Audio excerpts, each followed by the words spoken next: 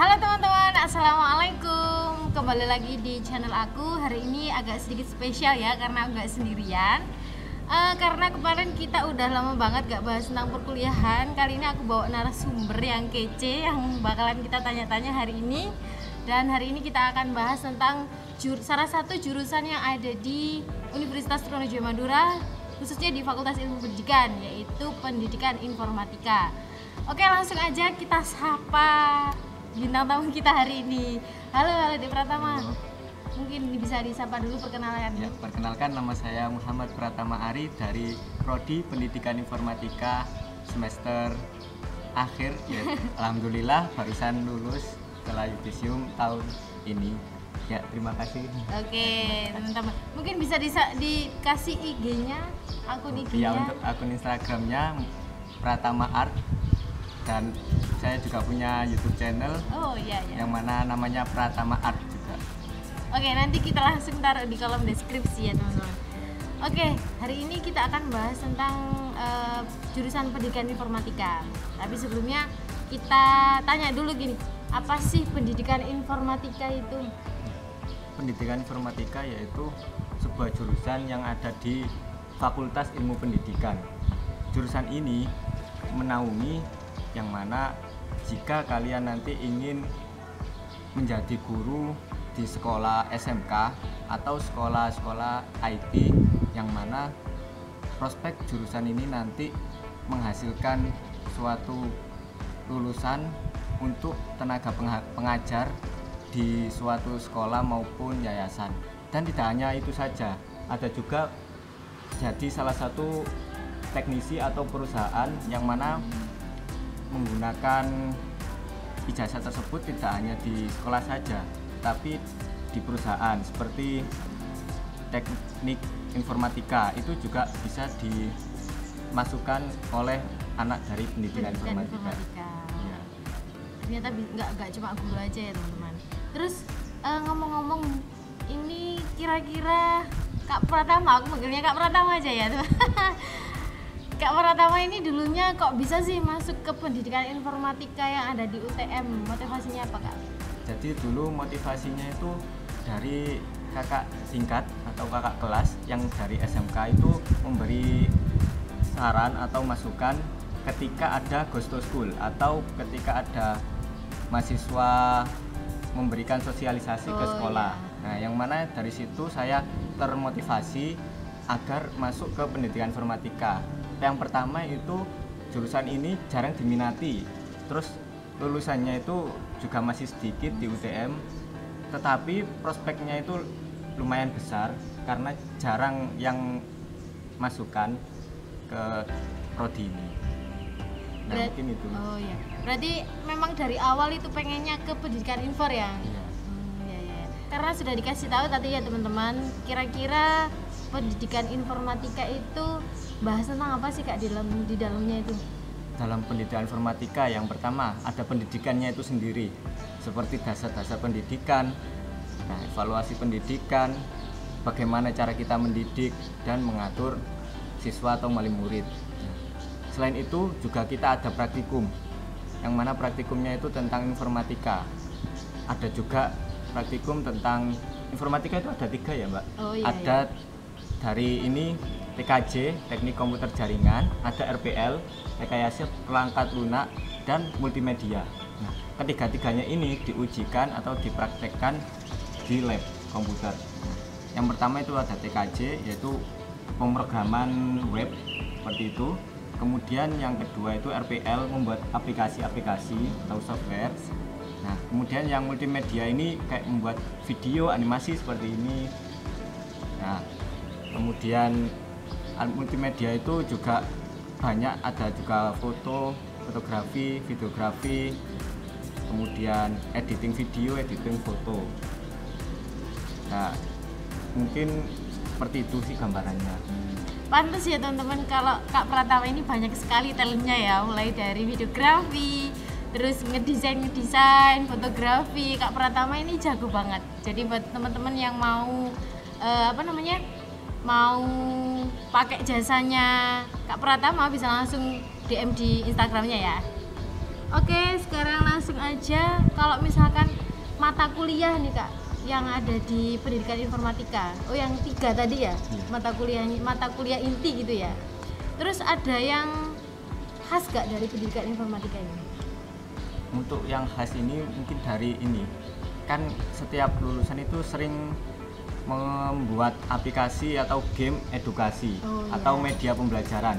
Nah, ini mesti jadi salah satu favorit siswa maupun dosen, mahasiswa atau dosen untuk syarat skripsi. Nah, paling banyak itu membuat media pembelajaran, terutama game edukasi itu. Ya, makanya dari situ jadi kebanyakan prodi lain seperti PGSD, pendidikan IPA itu larinya ke anak informatika. Ya, jadi tanya-tanya terkait game atau minta dibuatkan game gitu. Jadi bermanfaat untuk prodi lain juga. Ya. Dan ini juga bisa jadi tambahan apa namanya? Ya. Pendapatan ya, uang saku. Soalnya anak informatika itu biasanya kayak bikin-bikin game, terus bikin-bikin video. Sarana buat mahasiswa lain untuk menyelesaikan tugasnya, biasanya larinya ke anak informatika, baik anak teknik maupun pendidikan gitu. Jadi bisa nambah-nambah cuan teman-teman. Alhamdulillah. Terus untuk jalur masuk ke pendidikan informatika ini sendiri jalurnya apa aja Kak? Ada SNMPTN, ada SBMPTN, dan ada mandiri. Oh, jadi seperti itu ya, seperti pada umumnya pada gitu umumnya. Ya. Terus untuk konsentrasinya ada nggak konsentrasinya? Konsentrasi jurusan? Mungkin ya itu tadi sih, nanti di akhir itu pilih yang multimedia atau teknik jaringan atau RPR. Gitu. Berarti tadi gini ya teman-teman, bonusnya itu sebenarnya anak teknik informatika sama pendidikan informatika itu sama, cuma mereka pendidikan informatika itu dapat ilmu tambahan di bagian pendidikannya itu ya, poin plusnya itu. Poin plusnya. Dan mereka tuh nggak hanya bisa ngajar tapi juga bisa ke perusahaan. Terus Kak, ada nggak hal-hal yang paling menyenangkan selama Kakak ini berada di prodi pendidikan informatika? Menurut saya semuanya itu menyenangkan. Soalnya pasti berangkat dari itu ya memang. Niat juga, kalau niatnya senang ya kalau yang paling menyenangkan itu seperti praktikum. Nah, itu kan seperti di lab. Nah, kan kebanyakan orang yang praktikum itu pasti mikirnya sulit gini. Sulit. Nah, di informatika itu enggak kayak di teknik-teknik lain itu kayak harus tulis tangan, harus gini. Nah, kalau di pendidikan informatika itu masih diberi keringanan, terus pembelajarannya itu menyenangkan, enggak melulu tentang informatika. Jadi ada seperti guyon-guyonannya aja. Ada kuis-kuisnya gitu. Jadi kan di informatika kan diajari juga jadi pengajar. Jadi asisten dosennya itu atau asisten praktikumnya itu juga mempelajari seperti itu. Jadi pintar untuk mengajar ke mahasiswanya. Terus itu tadi kan hal-hal yang menyenangkan. Tapi kayaknya kalau Kak Pratama ini sangat mendalami perkuliahannya gitu loh teman-teman. Jadi emang dari dulu ya kayak punya passion di bidang kayak informatika itu? Iya, karena dulu SMK-nya multimedia, jadi ingin melanjutkan ke karirnya multimedia. Jadi SMK ya dulu ya. Sip gitu. Terus habis itu hal-hal yang paling sulit selama kuliah menurutnya Kak Pratama apa?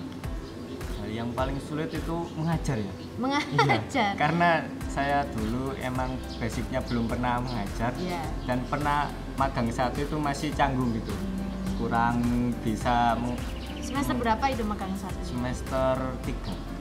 Ya, masih kurang bisa menghidupkan suasana di kelas, itu kan masih kayak canggung. Di SMK ya? Iya, di SMK. Karena memang kan agak sepantaran gitu loh teman-teman sama muridnya. Jadi takut salah, kadang takut nggak dihargai atau seperti apa gitu. Terus untuk kedepannya rencananya setelah lulus kan habis sidang ya, rencananya setelah lulus habis ini mau kemana kira-kira? Untuk rencana sih ingin itu menjadi PNS dan menjadi guru SMK.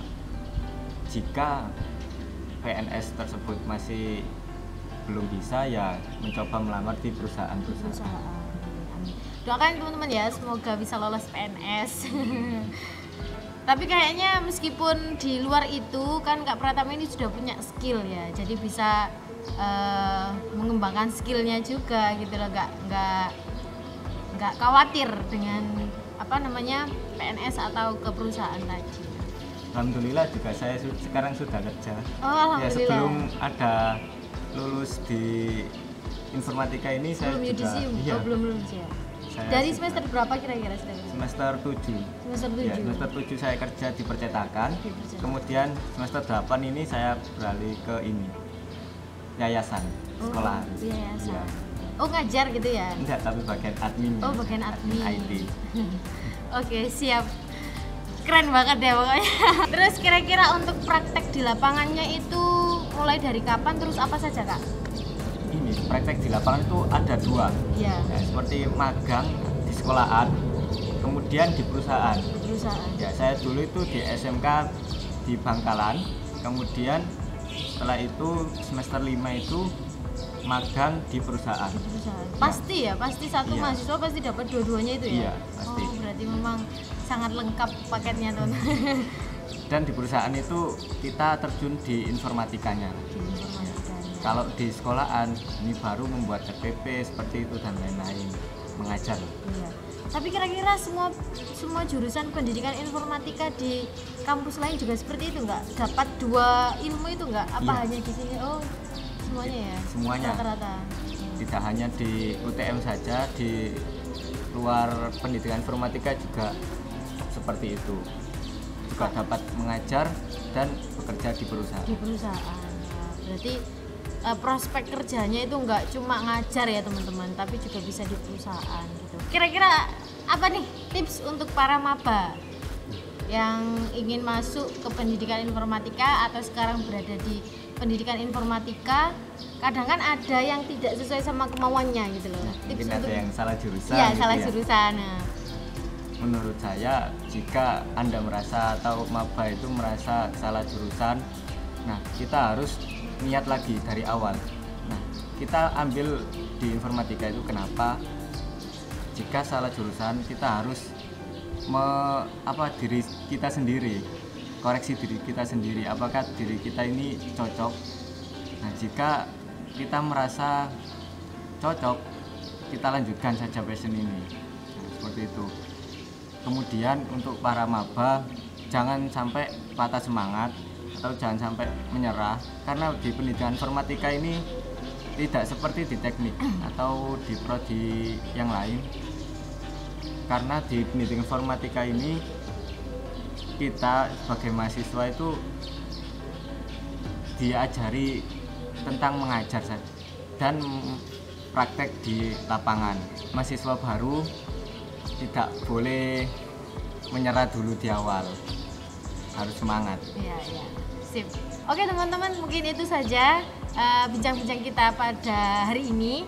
Terus nanti kalau misalkan kalian pengen tanya-tanya lagi tentang pendidikan informatika yang ada di UTM, kalian bisa langsung DM Instagramnya Kak Pratama, atau bisa langsung ini ya langsung bisa share di kolom komentar juga nggak apa-apa. Terima kasih Kak Pratama Ya, atas waktunya sama-sama. ya. Sudah merepotkan. Teman-teman jangan lupa semangat, teman-teman maba khususnya yang sekarang masih jadi mahasiswa baru. Kalian ini adalah awal ya teman-teman, benar-benar awal. Kalian memang merasa senang saat lulus di universitas yang kalian inginkan, tapi ini menjadi awal kalian untuk berjuang kembali. Oke, terima kasih dari saya. Mohon maaf apabila ada yang salah. Assalamualaikum warahmatullahi wabarakatuh. Dadah.